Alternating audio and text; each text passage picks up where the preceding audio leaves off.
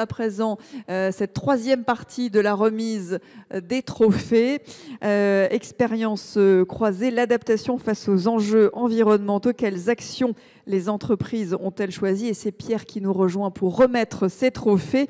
Et nous commençons avec Atlante Service qui nous rejoint pour recevoir le trophée.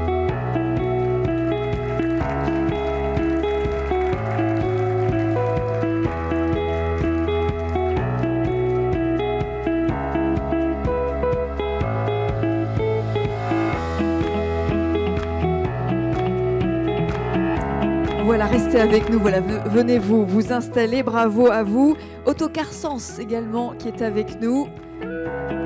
Sous vos applaudissements, voilà.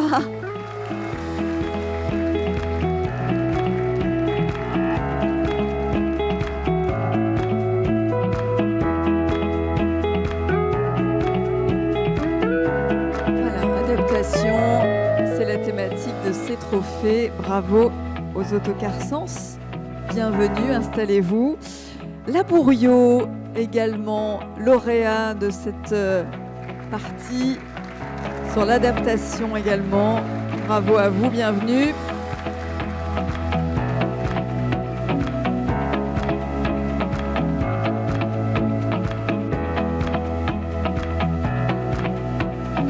Voilà, on parlera du passage à l'électrique avec vous dans un instant. SATM. Lauréat aussi de cette troisième partie.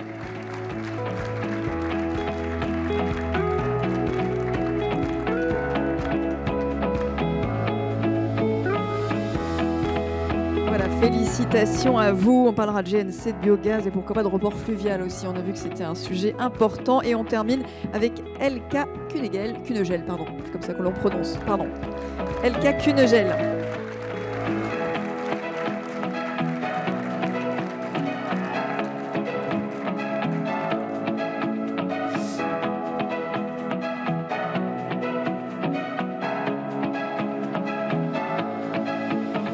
Merci Pierre et bienvenue à nos lauréats. Ils sont tous là pour cette catégorie où nous allons en particulier parler d'adaptation. Ne vous reculez pas tôt. Depuis tout à l'heure, j'ai vraiment peur que ça bascule les fauteuils à l'arrière, donc je préfère être prudente. Mais voilà, un mouvement est vite arrivé. Adaptation face aux enjeux environnementaux, les actions que vous avez choisi de mettre en place. Atlante Service, on commence avec vous. Voilà, prenez le micro. Quelle action voulez-vous? Vous n'avez rien à toucher, le micro est allumé. Voilà. Oui, oui. Ou sinon, c'est que vous l'avez éteint. Non, mais allez-y, parlez. On va vous écouter. Nous, voilà. On est Atlante Service, donc on est engagé dans la charte Objectif CO2. Alors, mettez-le bien devant votre bouche, rapprochez-le. Depuis 2019. Et ben voilà. Voilà, c'est mieux. Donc, on a renouvelé en 2022. On a eu une baisse d'émissions de carbone de 38%, ce qui nous a incité fortement à investir dans des véhicules électriques. Donc aujourd'hui, nous en avons 3. L'objectif est d'en acheter davantage et plus précisément des véhicules frigorifiques électriques. Voilà. Okay. On aimerait. Pour l'instant, c'est encore un petit peu fragile, mais voilà l'objectif en tout cas de la société. Pour aller encore un peu plus loin, et puis bien sûr l'éco-conduite aussi, ça fait partie des actions. Oui. Et le suite conso, comment vous suivez les consommations pour Alors, on a un carnet de bord qu'on place dans tous nos véhicules, donc véhicules électriques et véhicules diesel, sur lequel nous avons différentes catégories, donc gonfler les pneus. Donc c'est une pratique que tous les salariés font à chaque prise en main du véhicule, à l'arrivée et au départ. Un check aussi à l'intérieur. Enfin voilà, il y a un ensemble de choses à réaliser, ce qui nous permet de réagir si besoin, si la pression est trop faible et justement de gagner en émissions de carbone. Merci beaucoup. Passons la parole à votre voisin, les Autocars Sens, et nous passons en zone de montagne. Oui, tout à fait. Alors, nous sommes engagés sous la charte Objectif CO2 en 2018, puis le label en 2020. Nous avons déployé diverses actions, à commencer par le renouvellement de notre parc, qui est aujourd'hui 100% Euro 6. la formation de nos collaborateurs, à la fois conducteurs et exploitation, et l'installation de boîtiers de gestion dans les véhicules qui nous permet de remonter l'intégralité des données, que ce soit sur l'utilisation du moteur, sur la consommation, les émissions, la qualité de conduite. Chaque conducteur a une application sur son smartphone qui lui permet aussi de suivre ces données et de pouvoir se mettre un petit peu en compétition avec les collègues. Il y a des particularités en zone de montagne, justement, pour la conduite, il y a des actions particulières sur ces zones-là? Tout à fait, beaucoup d'utilisation de l'inertie du véhicule et de profiter des descentes, puisque dans les montées, forcément, on a des consommations plus élevées. L'avenir, donc il y a le renouvellement du parc avec des véhicules de dernière génération, c'est vraiment un levier important pour vous? Tout à fait. Aujourd'hui, le choix sur les énergies propres est compliqué. En milieu rural, nous n'avons pas d'approvisionnement aujourd'hui viable, que ce soit en gaz. Les véhicules électriques, eux, n'ont pas d'autonomie suffisante pour pouvoir assurer les services. Donc, nous travaillons à l'avenir à voir quelles énergies pourraient être employées. Merci beaucoup et bravo à vous pour ce prix. Alors, entreprise Labouriot, vous êtes une entreprise de transport presque 100% décarbonée. Alors, comment faites-vous? Donc oui, transport Labouriot. Donc ça fait une quarantaine d'années qu'on a commencé à faire du transport combiné rail-route. Aujourd'hui, on est à 100% en combiné rail-route. Donc sur des activités, on va dire, aller à 60% nationales et 40% sur l'Italie, l'Espagne et un peu l'Allemagne. Voilà, donc, et vous avez tout décarboné? Disons qu'on a une partie encore qui est carbonée parce que la particularité du rail-route, c'est qu'on a les postes et pré-acheminement qui sont faits en camion. Donc c'est vrai qu'on a moyenne kilométrique des véhicules, c'est à peu près 100 km par jour. Donc c'est vrai que l'étape suivante, alors on a quelques sous-traitants que on va réintégrer dans l'entreprise. Et on a 5-6 véhicules B100 qui vont arriver en avril. On est en train de faire des tests sur de l'électrique, notamment sur Marseille. Et l'idée, c'est que d'ici à peu près 5 ans, on soit 100% décarboné. Voilà. Sachant qu'aujourd'hui, on est quand même 90% décarboné par rapport à du transport classique. Voilà. Bon, et si vous aviez, je ne vous ai pas demandé aux deux précédents, mais un mot là pour 2023, un mot emblématique pour vos actions en cours. Allez-y, ouais. Alors, nous, on parlait du doublement du combiné d'ici 2030. Jusque-là, on avait des blocages liés au fait qu'on a des terminaux qui sont sur Paris, sur Lille ou sur Marseille, Perpignan, enfin, et ainsi de suite. Et on va démarrer une nouvelle ligne en transport combiné au départ du nord de Reims, dans les Ardennes, qui va descendre à côté de Chalon-sur-Saône, là où est notre siège social, et pour descendre jusque Valence, de manière à pouvoir capter des flux qui aujourd'hui ne sont pas captables en rail-route. Voilà. Donc c'était une grande frustration qu'on avait chez nous depuis longtemps, c'était d'être obligé de tourner autour des terminaux. Et on va commencer à s'appuyer sur des terminaux privés et créer nos propres lignes de train marchandises la nuit. Voilà. Bon, l'objectif, c'est de démarrer en septembre de cette année. Voilà. Aurélie Alexis, qui était frustrée aussi de ne pas pouvoir aller plus loin, peut-être qu'il y a des ponts, des connexions à faire sur ces terminaux. Oui, puis on découvre aussi de nouveaux acteurs qui arrivent aujourd'hui sur le marché, qui sont capables de mettre en place des trains, de mettre en place des lignes d'un terminal à un autre, et plutôt en effet sont des initiatives privées, donc avec des transporteurs qui ont privatisé des lignes. Parce que ça devient rentable, j'imagine aussi, si vous êtes de plus en plus nombreux à vous tourner vers ces lignes-là. Voilà, parce que l'idée en effet, c'est de le démocratiser, et on sait que plus on démocratisera le combiné, plus en effet on fera arriver d'autres acteurs, d'autres chargeurs en fait sur ce mode. Voilà. Eh bien, merci et bravo pour toutes ces actions. Merci à vous. On va vous appeler les défricheurs de bonnes actions, de bonnes idées. SATM, alors de votre côté, quelles sont les actions au niveau de vos activités de transport propre pour réduire l'impact environnemental? Alors donc SATM est la filiale transport du groupe Vicat. Vicat qui est le seul cimentier français. Et en tant que filiale transport, donc, pour montrer l'exemple, étant donné qu'on a un peu plus de 1400 partenaires donc, sur la France. Parlez bien dans le micro, qu'on vous entende bien jusqu'en haut de la salle. Donc, on a investi donc, sur les... D'abord, 100% de notre flotte Euro 6. On a investi sur des véhicules biogaz et également sur l'oléosan. Voilà.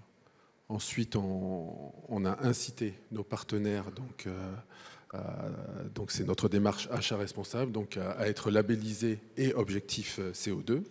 Et nous avons créé, donc, courant de l'année 2021, un service multimodal. Donc, l'objectif étant de proposer des solutions alternatives à la route à nos clients. Donc voilà, donc c'est du fluvial. Nous sommes présents sur la Seine, sur le Rhône et également sur la Moselle. Et nous avons démarré donc début 2022 une ligne donc, de chemin de fer donc pour du transport de produits pondéreux entre l'Est et la région parisienne.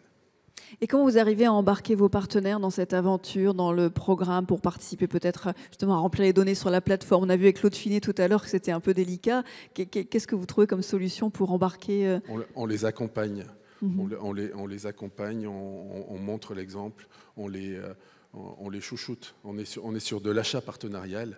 Clairement, nous, l'objectif, c'est qu'ils perdurent. Hein. Donc, chez Vicat, on est très proche de nos partenaires. Donc, l'objectif, c'est qu'ils continuent à gagner leur vie et qu'ils s'adaptent surtout aux conditions de demain. Donc, on pense aux ZFE, donc notamment pour les livraisons de matériaux de construction pour les villes qui seront concernées. Vous les chouchoutez, ça peut être le mot pour 2023, chouchouter ses partenaires, voilà, pour les embarquer dans la transition. Merci beaucoup. Vous aviez un autre point? Alors, on parlait donc d'hydrogène. Donc nous, clairement, l'hydrogène, aujourd'hui, on est sur des projets de plus en plus concrets.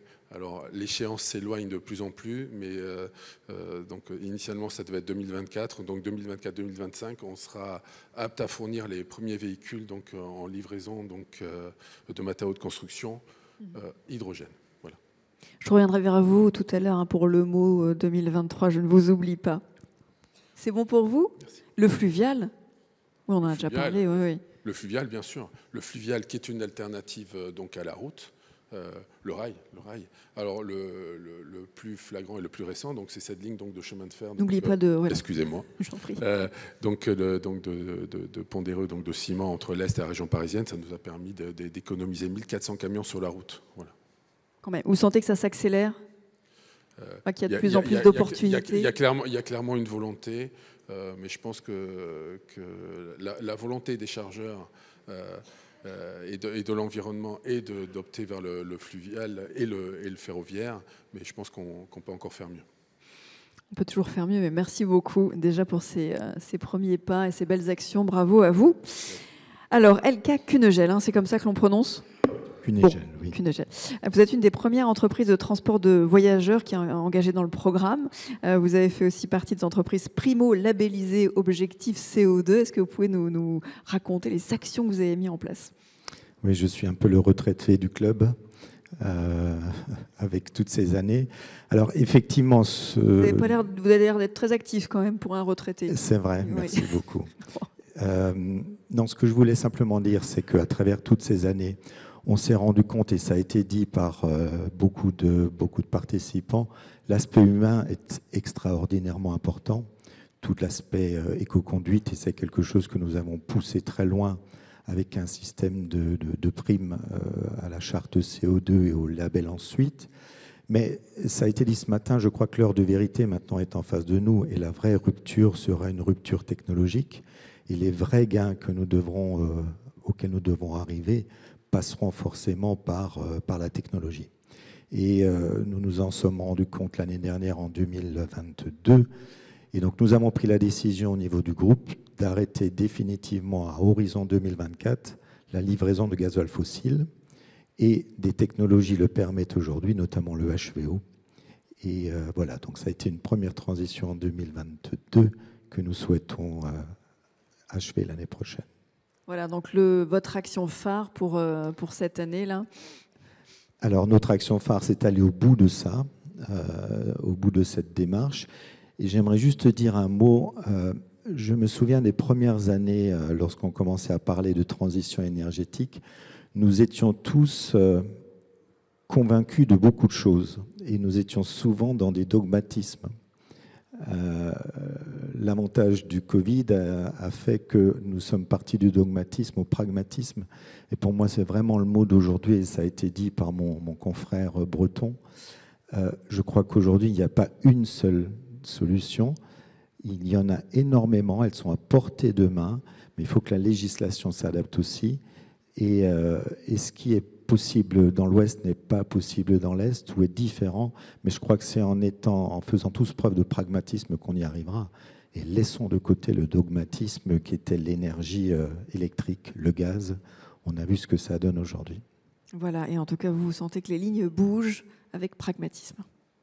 Merci beaucoup et bravo aussi pour vos actions. Alors, je retourne en bout de table, si vous pouviez faire passer un des micros, voilà, à Atlante Service, par exemple, pour nous projeter dans cette année 2023 avec un mot, une action emblématique.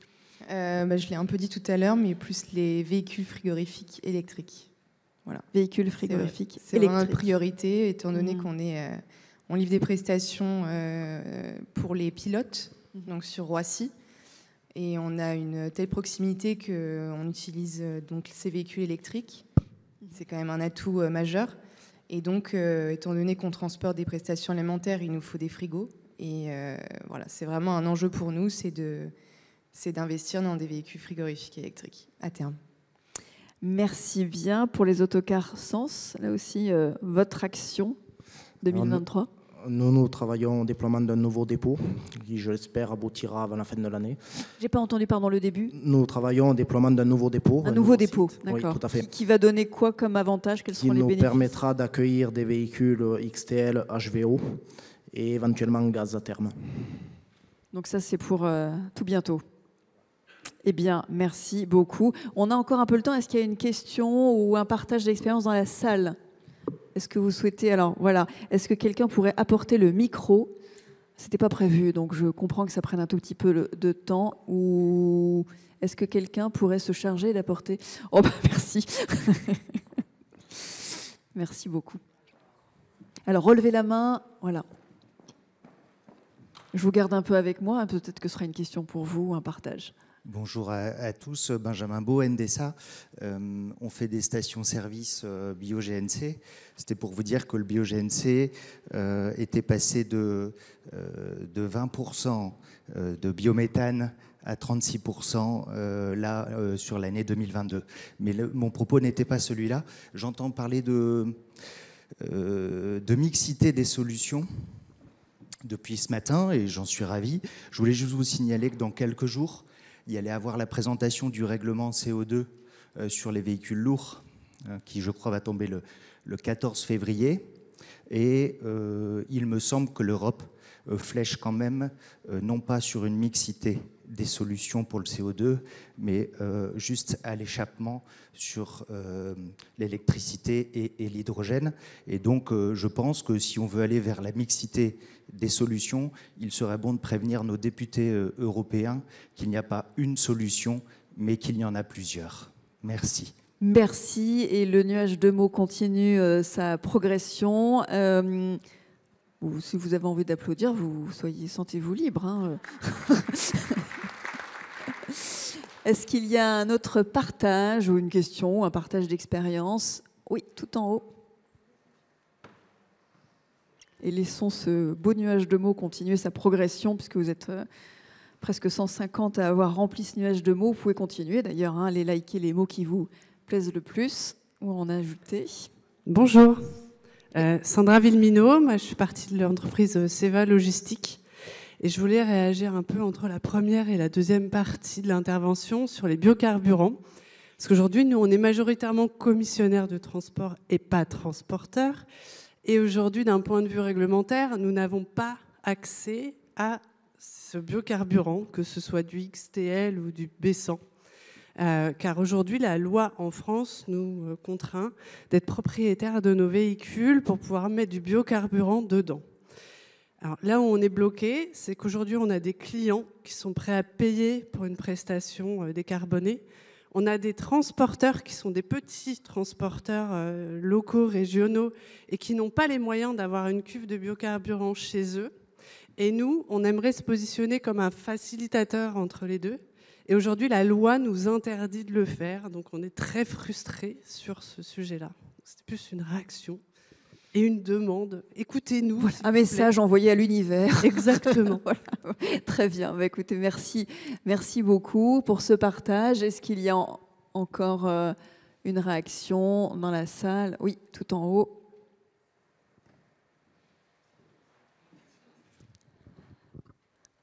Bonjour, Frédéric Coinon pour les transports Rolls. Donc on a une entreprise de transport frigorifique. On s'est engagé dans la transition énergétique en 2018 avec des véhicules au GNC. Et là, on va rentrer notre premier porteur 26 tonnes électrique. Et on essaye aussi de motiver nos clients pour lesquels il n'y a pas besoin de vignette Critère 1 dans les prochaines années à utiliser, enfin, on voudrait faire rouler les camions XTL. Et en fait, on s'aperçoit qu'il y a quand même un aspect économique qui n'a pas été abordé depuis le début des discussions. C'est que toutes ces transitions énergétiques ont quand même un coût assez significatif. Un camion à gaz, c'est 25% de plus qu'un camion diesel. Un camion électrique, c'est 3 fois le prix d'un camion diesel. Le XTL, c'est 20 centimes de plus que le litre de gasoil, par exemple. Et je trouve qu'on n'a pas tellement d'aide ou d'incitation pour basculer dans la transition énergétique. Quand on veut mettre du XTL chez leurs clients, on leur dit qu'il faudrait mettre 2-3% de plus sur le prix du transport. Et il y en a beaucoup qui ne sont pas prêts aujourd'hui à prendre les 2-3%. Si on était un peu aidé, on les prendrait de notre côté. Voilà, c'était une remarque. Voilà, une remarque, un partage. Bruno Cloquenard en a parlé un peu tout à l'heure, mais ça a été abordé. Il y a d'autres solutions, mais effectivement, on va peut-être pouvoir avoir un début de réponse, en tout cas un partage dans la conclusion de cette matinée. Je vous propose d'applaudir nos lauréats qui sont sur scène. On vous retrouvera tout à l'heure pour la photo de groupe.